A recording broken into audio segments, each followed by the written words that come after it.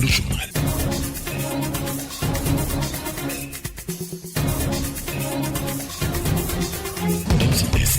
Le journal.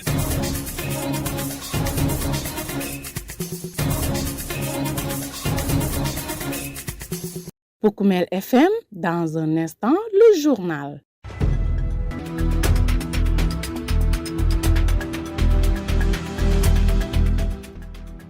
Merci pour votre confiance et fidélité à la radio au service de toutes les communautés. Mesdames, Messieurs, nous sommes partis pour une nouvelle édition d'information. Le sommaire, face à la prolifération des abris provisoires, le proviseur du lycée de Samine alerte sur la dégradation des conditions des enseignements-apprentissage et appelle les autorités à une intervention urgente. À Sédhiou, le GEP forme 30 acteurs pour lutter contre les grossesses précoces, les mariages d'enfants et les mutilations génitales féminines afin d'améliorer la santé reproductive des adolescents. À Goudomp, l'élection de Mamadou Sonko à la tête de la Croix-Rouge nationale ravive les espoirs d'un renouveau dans le management et la gouvernance de l'organisation. Le sport mettra un terme à ce journal. Le journal avec Younous Baro. Sidou Keta est à la partie technique. Merci et bienvenue. Le lycée de Samine fait face à une situation préoccupante. Un nombre élevé de classes se trouve encore en abri provisoire sur les 30 salles pédagogiques contre l'établissement, d'où sont installées dans des structures précaires, ce qui entrave sérieusement le bon déroulement des enseignements-apprentissages. À cette difficulté s'ajoute un déficit d'enseignants, comme l'a souligné le proviseur du lycée. Ce dernier appelle les autorités compétentes à apporter dans les meilleurs délais des solutions durables à ces problèmes. Yaya Biaï, que nous écoutons, ces propos ont été recueillis par votre serviteur. Au lycée de Samine, la première difficulté, c'est les abris provisoires jusqu'à présent. Normalement, ça devait être dépassé, mais jusqu'à présent, nous vivons ces abris provisoires. Sur 30 classes, nous avons 12 abris provisoires qui nous coûtent cher, mais qui sont un facteur vraiment bloquant, puisque nous démarrons les cours tardivement pour ces classes qui sont dans ces abris provisoires, mais aussi à la première pluie, dès le mois de mai, vous êtes obligés de démonter ces abris provisoires pour mettre à l'abri les bancs. Nous commençons tard et nous fermons tôt dans ces classes. On est obligé après de faire le nomadisme ou bien d'aller faire les compositions dans d'autres écoles, certaines écoles élémentaires qui nous viennent en aide. Aujourd'hui, ça c'est un fléau. Et deuxièmement, c'est le manque de profs. Les gens en souffrent. Moi, Dieu merci à Samine, on en souffre, mais nous sommes moins choqués que d'autres. Parce que certains établissements, quand je prends le CM de Sanou, jusqu'à présent, il n'y a que le principal qui déroule les cours en histoire géo et en français, mais ils n'ont pas encore de profs. Et on s'est débrouillé avec la population. Ces enfants qui nous viennent des universités, qui viennent pour peut-être passer les vacances, sont mobilisés pour vraiment enseigner nos enfants. Et là, vraiment, il faut que l'État soit regardant sur ça, puisque le bon déroulement d'enseignement-apprentissage, c'est notre rêve, c'est le rêve de la population pour que les jeunes soient instruits vraiment pour un avenir rayonnant du Sénégal. À l'instant, Yaya Biaï, proviseur du lycée de Samine, il s'exprimait sur la situation alarmante des abris provisoires au sein de son établissement.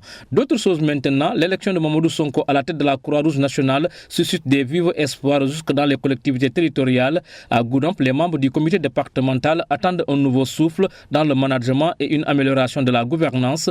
Abdul Aziz Diatta, ancien président départemental de la Croix-Rouge de Goudomp, réaffirme le soutien de ses camarades pour accompagner le nouveau président et l'aider à réussir sa mission. Le voici. Vraiment, c'est avec un grand honneur et un grand plaisir pour nous d'accueillir ou d'avoir l'information comme Mamadou Sonko est élu président du comité national de la Croix-Rouge.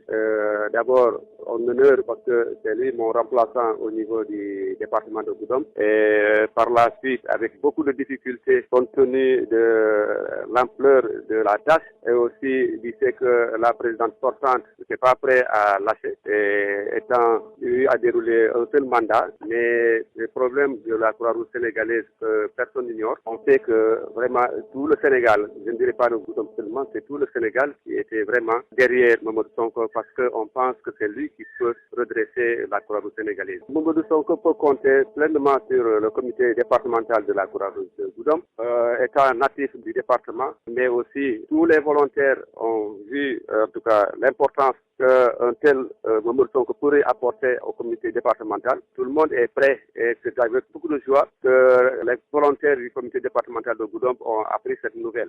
Et cela aussi, il faudrait compter sur, comme il l'a dit dans son discours, il est fédérateur, il va miser sur l'inclusion, que tout le monde il est en tout cas très réceptif par rapport les saluer et les remercier pour l'engagement et l'accompagnement qui ont valu cette élection.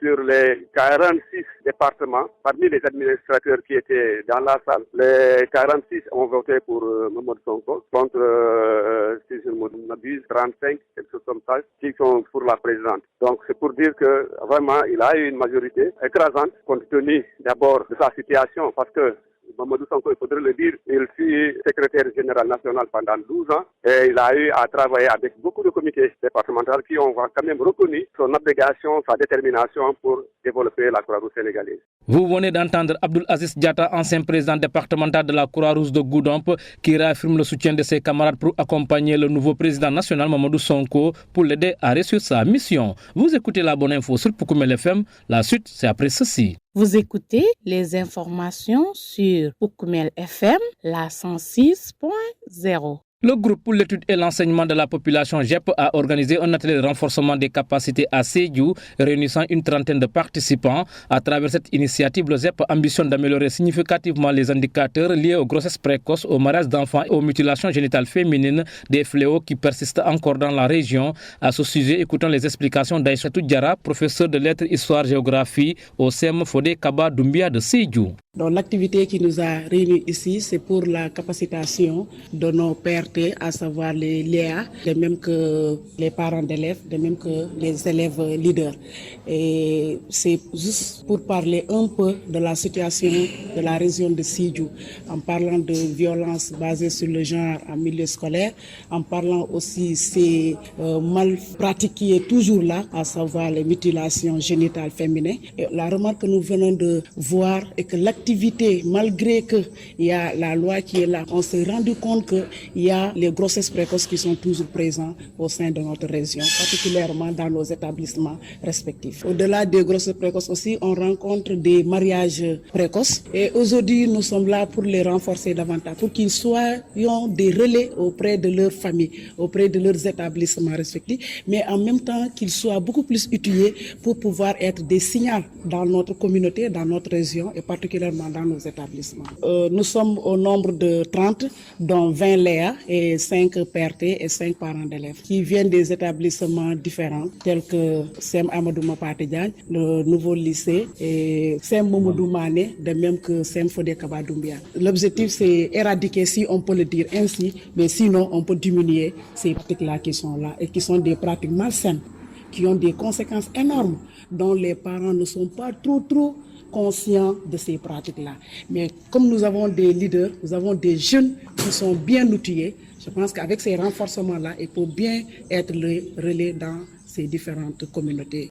Les participants ont unanimement salué la pertinence de l'initiative. Fort des connaissances acquises, ils s'engagent à intensifier les actions de sensibilisation auprès des populations dans le but de promouvoir durablement des attitudes responsables et contribuer à un véritable changement de comportement au sein des communautés. On les écoute. Malik Ndiaye, je suis psychologue conseiller en service à la direction régionale de la santé de Sédhiou. J'occupe les fonctions de point focal genre, point focal santé mentale et point focal VIH. Nous sommes venus répondre à une invitation du GEP qui a initié cette journée de formation à l'endroit des LEA, élèves leaders et élèves animateurs, des PRT et des membres de la communauté. Donc c'est une activité donc de renforcement de capacité sur les thématiques liées à la santé de la reproduction des ados et des jeunes, plus particulièrement pour lutter contre les mutilations génitales féminines, les violences basées sur le genre au niveau donc des établissements scolaires. Oui, la situation, comme nous l'avons constaté, elle est alarmante parce que d'après des études assez récentes, la région de Sédhiou est en 3e position dans les 14 régions où l'évaluation des mutilations génitales féminines a été faite et les grossesses précoces également. C'est un ensemble donc de pratiques qui nuisent à nos élèves au niveau des établissements et au sein donc de notre communauté. C'est pourquoi donc avec l'appui donc de certains partenaires, le GEP a voulu donc dérouler ce programme de sensibilisation et de renforcement de capacité pour mieux porter l'information au sein de la communauté. Je m'appelle Lamine Manga, président des parents d'élèves du CEM Amadou Mapate Diagne. Par ailleurs, directeur de l'école élémentaire de Koussi. J'ai pu vraiment capter des choses très importantes parce qu'en tant que parent, quand on parle aujourd'hui, nos enfants, ce sont eux qui vont nous remplacer demain. Donc si aujourd'hui, ce fléau gangrène la société. Et on se rend compte que ce sont les enfants qui sont victimes.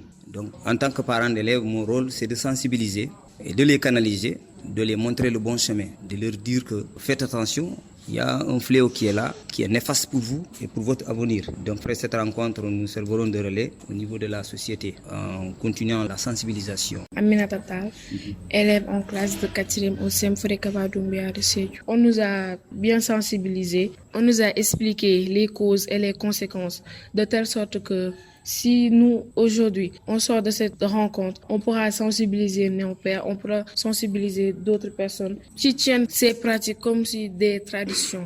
Cette activité est très intéressante car elle nous permet d'enrichir notre connaissance.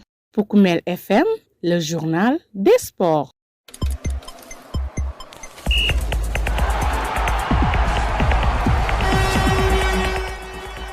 En sport, à moins d'un mois du coup d'envoi de la CAN 2025 prévu du 21 décembre au 18 janvier, la FIFA a accédé à la demande des clubs européens de retenir leurs internationaux africains jusqu'au 15 décembre, une décision qui repousse de 7 jours la date réglementaire de mise à disposition initialement fixée au 8 décembre et plonge une nouvelle fois les sélections dans l'embarras. Comme avant chaque édition hivernale, un bras de fer s'installe entre les clubs européens et les fédérations africaines.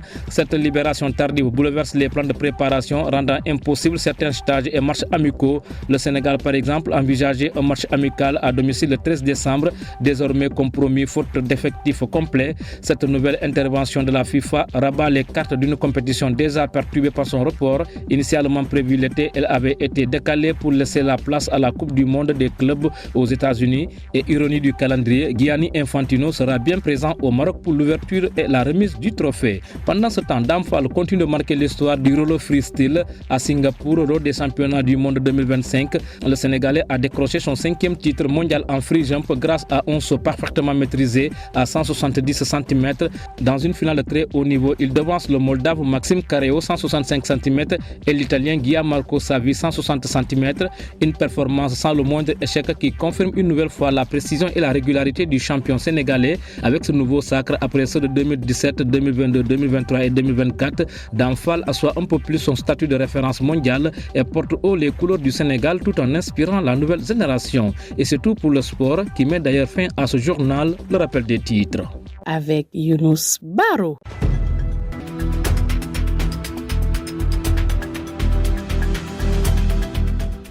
Face à la prolifération des abris provisoires, le proviseur du lycée de Samine alerte sur la dégradation des conditions des enseignements apprentissage et appelle les nouvelles autorités à une intervention urgente.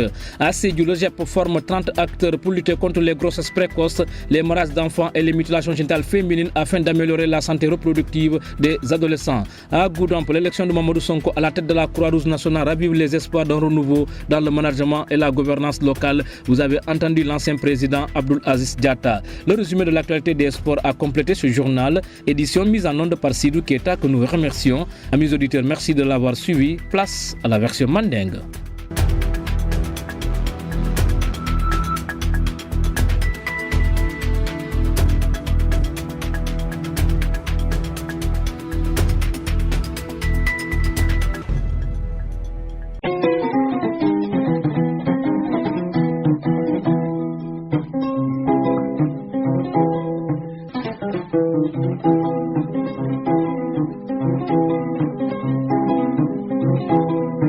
Il y a proviseur du lycée de Samine. Il y a la difficulté lycée. Un tel lycée Samine, vraiment, mais elle est la fana. Mais bi difficulté ba mum bidja ko le ba mum bidja wala kirente on na classe mu yalan ko kirente classe on e ka foli abri provisoire han sañ bi meta jambake sañi tanni lulu bidja mais han sañ sanjo sanji nka moins nabe do yala classe tanni fula nka wolle lo kirente classe on ka fumi abri provisoire o fana kam batandi bakele bata folo wala munti o classe ol im ka karon folo juna afla ñom fana ni sama folo ta rek fo classe ol ngay be démonter ka bangol sécuriser ke mabo parce que sinon sama ka bangol be tiñale donc wodum woka insuffisance sur le quantum horaire ak wala sambana donc dinu ñanta mun karana mu ka karanno donc wodum man sañanta vraiment mul may ko la o abri provisoire woni bondi bien bi lycée muyan ko ay abri provisoire soto c'est indigne d'un lycée puisque dinul kabo ndami parfois école élémentaire jamale lota classe ni mallo ni futata lycée to yetara dans des abris provisoires o mudi ka fumi discordance environnementale muyan ko c'est un facteur bloquant bitu karandiro la fannala samin manquetal demandé mais ama mol bloqué karandirlal bijanne mais dans le département c'est jama man karandirlal soto ni hakilo tata sanukan c'est sanu ni nan ya créé kuntiyo mum bi chef d'établissement principal acteur ka histoire géo karandi akal atel ka français karandi fon c'est population mul nata wakil na étudiant mul dol bije wala kana amma koy papa des matières comme anglais kon karandi o manke siloti bi na sibo wala na dinole karang pour que ça may benafa